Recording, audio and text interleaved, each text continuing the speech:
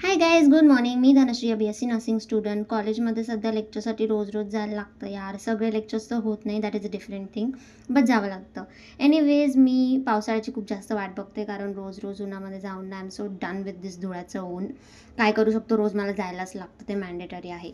आज पण कॉलेजला जायला मला उशीरच झालेला. माझं तर रोजचंच होऊन गेलं आहे, रोजचं नाटक बनून गेलं आहे. मग एक लेक्चर होतं मेंटल हेल्थचं, ते अटेंड केलं. आज माझी अजिबात इच्छा नव्हती लेक्चर पण अटेंड करायची, बट करायला लागतं, काय करणार नाही का. मग ते अटेंड केलं. त्याच्यानंतर ते जास्त काही काम नव्हतं. मग आम्हाला दुसऱ्या क्लासमध्ये शिफ्ट व्हायचं होतं. त्याआधी आम्ही थोडंफार टाईमपास केला, एकामेकाच्या हातावरती फुलं वगैरे काढली, कारण बालिशपणा केल्याशिवाय आमच्यामधले जे किडे आहेत ते शांत नाही होत. एनिवेज, मग लंच ब्रेक नंतर ना दुसऱ्या क्लासमध्ये बसायचं असतं, त्यामुळे दुसऱ्या क्लासमध्ये आम्ही बॅग ठेवायला जाताना हा छोटासा डॉन मला भेटला. मग त्याच्यासोबत जरा फार टाईमपास करून आम्ही आमच्या क्लासरूममध्ये गेलो, बॅग्स ठेवल्या, घरी गेलो, लंच केलं, वापस आलो.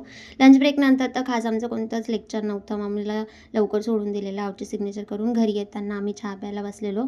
चहा पिता पिता खूप साऱ्या गॉसिप पण केल्या. बाय द वे, तुम्हाला मी एक गोष्ट सांगते की रिस्पेक्ट ना त्या लोकांची करा जे लोक केपेबल असतात तुमच्या रिस्पेक्टचे.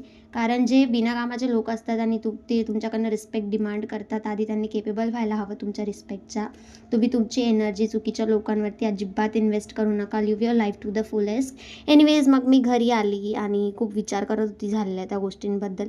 But it's okay, I know what I am and I do not need to explain it to anybody.